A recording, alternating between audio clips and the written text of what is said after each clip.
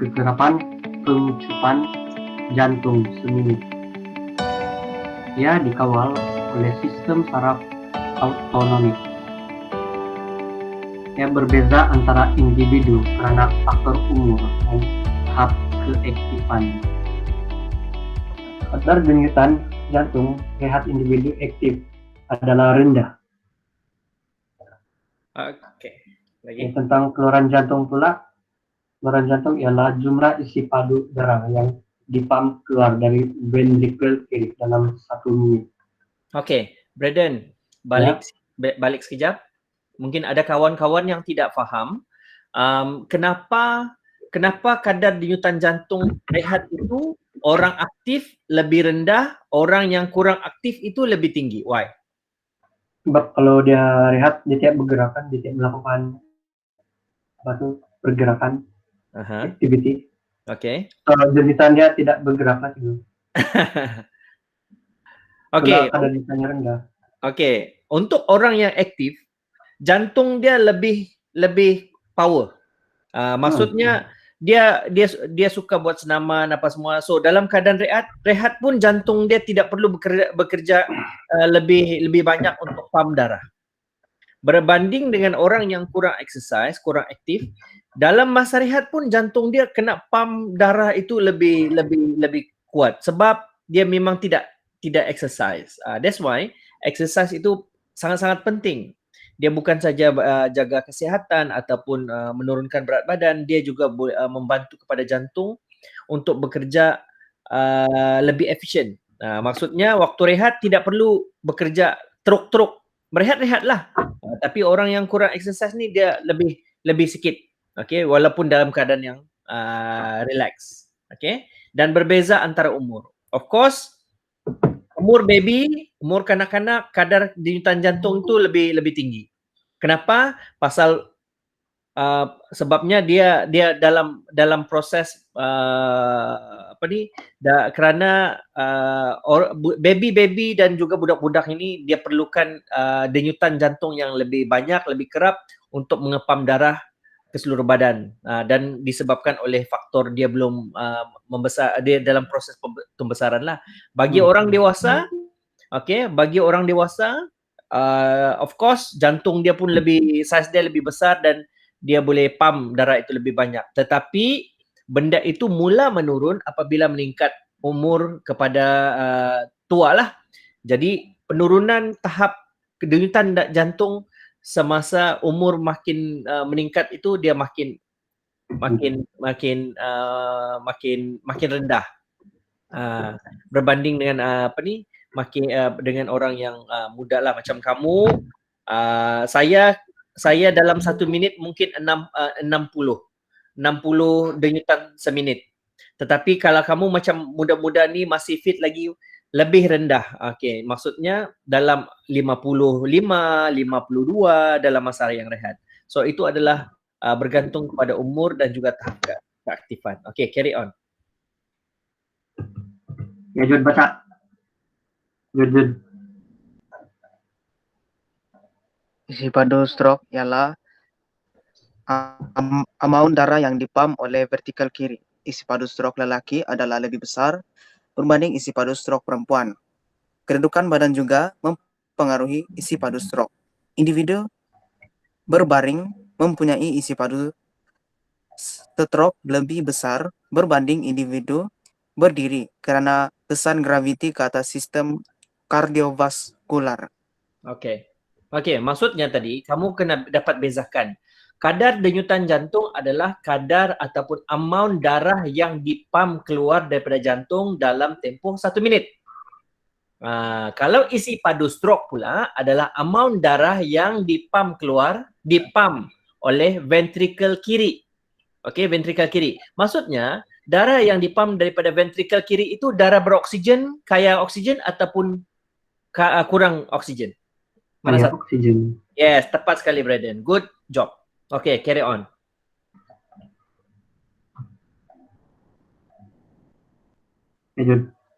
Kitaran kardiak. Kitaran jantung adalah istilah yang digunakan untuk menggambarkan kelonggaran dan pengecutan yang berlaku ketika jantung berfungsi mengepam darah ke seluruh badan. Denyut jantung adalah istilah yang digunakan untuk menggambarkan kekerapan kitaran jantung. Ia dianggap sebagai salah satu daripada 4 tanda vital dan merupakan pemboleh ubah terkawal. Okey. Kitaran kardiak ini bukan kitaran ketiak, okey? Bukan kitaran ketiak. Kitaran kardiak adalah merupakan kitaran di mana dia adalah merupakan kitaran peredaran darah daripada paru-paru ke jantung, jantung ke seluruh badan. Jadi dia itu dipanggil kitaran kardiak. Dan kitaran kardiak itu merupakan satu proses di mana pengisian darah masuk dalam jantung dan dipam keluar. Okey, dan itu adalah dia macam injap lah. Okey, injap enjin dup dup dup dup dup dup dup dup macam ni, dan dia berlaku dalam hampir dalam satu masa yang hampir sama. Isi dan pam. Isi dan pam. Bila sudah isi penuh dan dia pam. Okey, itu adalah dipanggil sebagai kitaran kardiak, merupakan pengecutan dan pengenduran. Pengecutan. Kecut maksud dia pam darah dipam keluar. Kendur maksud dia darah masuk dan mengisi ruangan jantung. Tuh. Carry on. Kitaran jantung merangkumi kelonggaran dan pengucupan atrium dan ventrikal sepenuhnya dan berlangsung sekitar 0,8 saat. Bermula dengan semua ruang distol, darah mengalir secara pasif dari urat ke atria dan melewati injap arterioventrikular ke ventrikal. Okay, it's okay. Part ini nanti ada tugasan dia. Nanti kamu akan membuat lakaran kitaran jantung itu. Okey, maksudnya sekarang kitaran jantung ini macam yang saya cakap, dia merupakan satu proses di mana dia kelonggaran itu bukan kelonggaran, dia adalah pengenduran otot jantung, kendur. Dia kendur dan kuncup. Okey, dia kendur dan kuncup. Kendur itu maksud dia tengah isi. Kuncup dia tengah pam dalam kitaran 0.8 saat. Very fast lah. Very fast. Okay. Bermula dengan ruang diastole. Maksud dia isian. Masuk isi diastole dan diastole dan sistole dan dia akan keluar melewati injap dan sebagainya. Alright. Okay. Itu nanti akan ada tugasannya lah. Okay. Carry on. Lokasi dan mengesan denyutan jantung. Nadi boleh berdebar di mana-mana tempat yang membolehkan arteri dimampatkan di dekat permukaan badan, seperti di leher, arteri karotid, pergelangan tangan, arteri radial, di pangkal paha, arteri femoral, di belakang lutut, arteri popliteal, perhampiran sendi pergelangan kaki, arteri tibial posterior, dan berjalan kaki, arteri dorsalis pedis. Okey. Part ini adalah contoh ini adalah ini adalah soalan 5 star. Lokasi mengesan denyutan jantung ini bagi 5 star. Sebab setiap tahun soalan ini keluar dalam struktur. Okey, macam tadi. Lokasi untuk mengesan denyutan jantung, nadi, bahagian leher, arteri karotid, 2 jari dan letak di leher. Dan kamu akan rasa kamu punya arteri karotid di situ. Sama ada kiri ataupun kanan. Biasanya kalau kita jari kanan lah. Nah, di bagian kanan lah. Kalau kiri pun boleh. Mana-mana pun boleh. Okey. Kedua adalah arteri radial. Ini. Di sini. Dan kamu lekatkan 2 jari dan kamu akan rasa kamu punya nadi. Tekan kuat sikit dan kamu akan rasa. Kemudian pangkal paha. Okey. Di paha. Ini belakang lutut, pergelangan kaki, arteri tibial posterior. So, yang paling penting sekarang, kamu tahu yang paling asas, yang paling utama orang buat, yang kesan adalah di arteri karotid dan juga arteri radial. Okey, biasanya lah. Okey, biasanya. Dan kawasan itu adalah kawasan yang paling senang untuk detect denyutan jantung, kadar nadi itu. Dan satu lagi adalah di bahagian temporal. Sini. Okey, kamu dua jari tekan dan rasa dia ada denyutan di situ. Tetapi yang paling kuat adalah di bahagian arteri carotid dan juga arteri radial. Okey, carry on. Bagaimana nadi dikesan? Okey. Faedah 1, nadi radial. Letakkan petunjuk dari jari tengah Anda di bahagian dalam pergelangan tangan bertentangan Anda tepat di bawah ibu jari.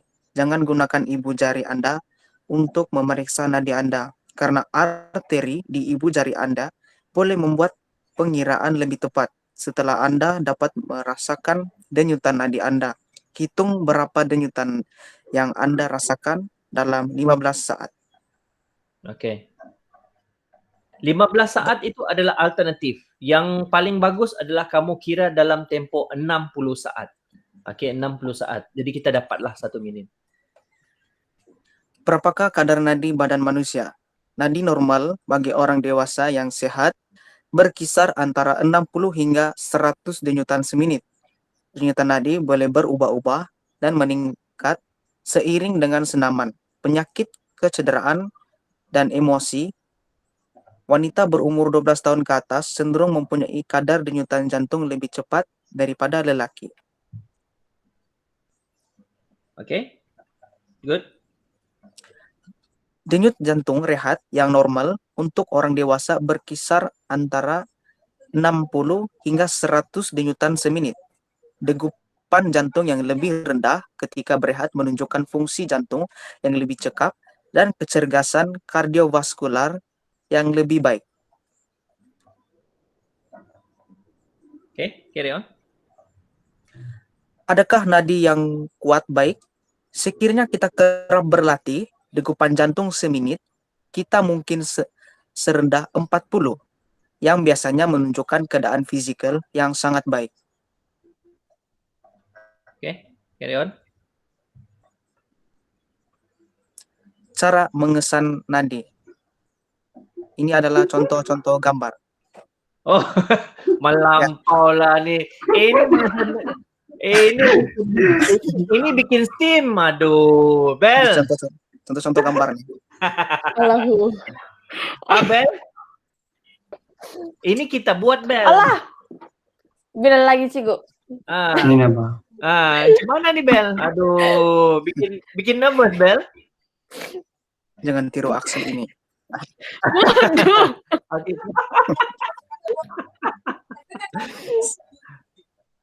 Oke, coba tunjuk video dia.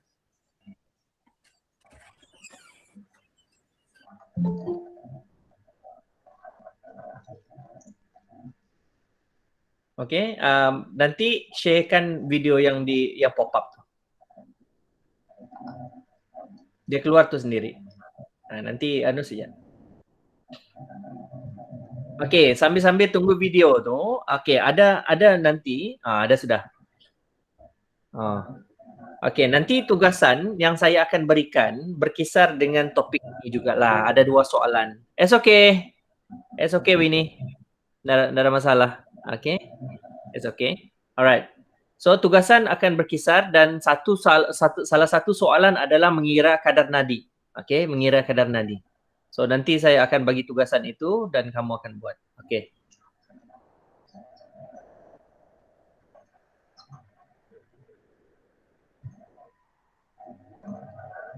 Tiada suara? Okay, Braden. Kasih off dulu Tuano. Keluar. Pergi kepada, apa ni nama dia ni? Sekejap. Cuba kasih off dulu. Oh, apa dulu? Kasih stop present dulu. Okay, ni sambil-sambil kita belajar lah. Okay.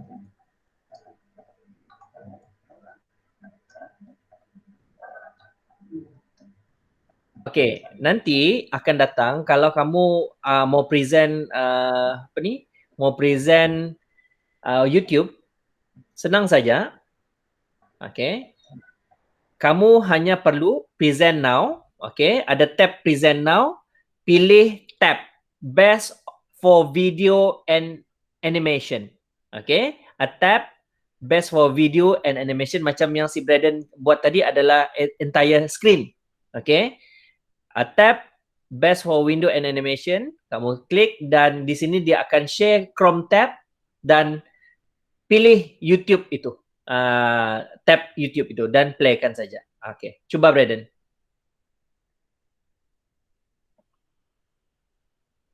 Keluar balik.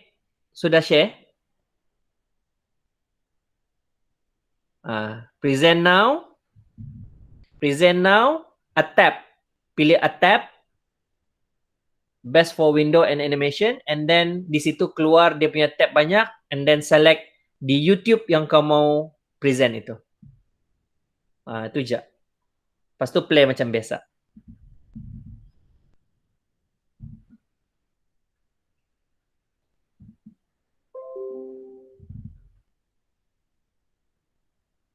Okay, cuba play. Ada suara kan tak keluar?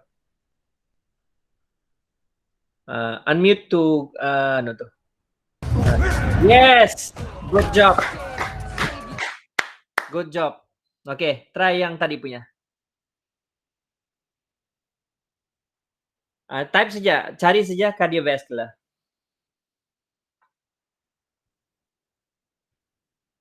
Yes, tu nah. Tu nah. Pilih itu saja. Okay. Yes. Okay, kasih besar dah. Okay, dan The cardiovascular system Very is good. part of the circulatory system Very that good, Braden. circulates blood. Good job. The circulatory system also includes the lymphatic system, which circulates lymph, but the terms circulatory system and cardiovascular system are commonly used interchangeably to describe blood circulation. The cardiovascular system consists of the heart, blood, and blood vessels. The heart is essentially a pump that moves blood through the vessels. It has two sides, each of which has two chambers. The best-known function of the circulatory system is perhaps the transport of inhaled oxygen from the lungs to body's tissues and removal of carbon dioxide in the opposite direction to be exhaled. Basically, oxygen-poor blood from the body returns to the right side of the heart, where it is pumped to the lungs. In the lungs, blood picks up oxygen and releases carbon dioxide. Oxygen-rich blood then returns to the left side of the heart. This part of the system is called the pulmonary circuit. The left side of the heart pumps oxygen-rich blood to body's tissues, where it unloads oxygen and picks up carbon dioxide. The resulting deoxygenated blood again returns to the heart's right side to complete the cycle. This part is the systemic circuit. Because the heart's left side has to pump blood to the entire body, it has much thicker muscle than the right side. Okay, There lebih are tebal four ya. valves which serve to ensure one-way blood flow through the heart. Oxygen-poor blood flows from right atrium to right ventricle Ini yang to saya panggil pulmonary sebagai hampir arteries, sama yang while Judicial cakap oxygen-rich blood moves from 0.8 left atrium to saat. left ventricle to the Okay. aorta. The heart is enclosed in a double-walled protective sac called the pericardium. The pericardial cavity contains a fluid which serves as lubricant and allows the heart to contract and relax with minimum friction. The heart wall has three layers. The outer layer, epicardium, lines the pericardial cavity. The inner layer, endocardium, lines heart chambers and valves and is continuous with the endothelium of blood vessels. And the thick middle layer, myocardium, is the muscle tissue responsible for the beating of the heart. The contraction of the heart muscle is initiated by electrical impulses, known as action potentials. Unlike skeletal muscles, which have to be stimulated by the nervous system, the heart generates its own electrical stimulation. The impulses start from a small group of cells called the pacemaker cells, which constitute the cardiac conduction system. The primary pacemaker is the SA node. It initiates all heartbeats and controls heart rate. Apart from transporting gases, The blood also supplies body's tissues with nutrients and removes metabolic wastes. Okay, inilah It yang receives dinamakan nutrients sebagai from the free digestive radical ya, system, where Amanda. digested substances are absorbed through the Waste walls of and the small nutrients. intestine into the bloodstream. Oke, These cikgu. substances Okay. are then passed through the liver to be screened for toxins before joining the general circulation. In tissues, nutrients are exchanged for wastes. Wastes are then filtered from the blood in the kidneys and removed in urine. The blood also carries hormones from endocrine glands to target organs and plays an important role in the body's immune defense. The blood has two main components, a clear extracellular fluid called plasma, and the so-called formed elements, which include red blood cells, white blood cells, and platelets. Red blood cells transport oxygen and carbon dioxide. White blood cells participate in various defense mechanisms against invading organisms, Free radicals. while the platelets are responsible for blood clotting, minimizing blood loss during an injury. The blood circulatory system is a closed loop, meaning the blood itself never leaves the vessels. Instead, substances diffuse through the walls of blood vessels to move to and from the surrounding tissues. Vessels that move blood away from the heart are called arteries, while those that bring blood back to the heart are veins. Arteries usually carry oxygenated blood, while veins carry deoxygenated blood. For pulmonary arteries and veins, however, the reverse is true. The usual route of blood flow is heart to large arteries, smaller arteries, then even smaller arteries called arterioles, then smallest blood vessels called capillaries, where the exchange of substances takes place. Blood then collects into small veins called venules, then to larger veins, and back to the heart. Arteries and veins essentially serve to conduct blood. Their walls consist of 3 layers. An outer layer of loose connective tissue serves to anchor the vessels to the surroundings. A middle layer of mostly smooth muscles allows the vessels to constrict or dilate, regulating blood flow. And an inner layer consisted of thin squamous endothelium separated from outer layers by a basement membrane. In general, larger vessels have more connective tissue and smooth muscle. In addition, arteries have more muscles than veins because they carry blood away from the heart and must withstand higher pressures generated by the beating of the heart.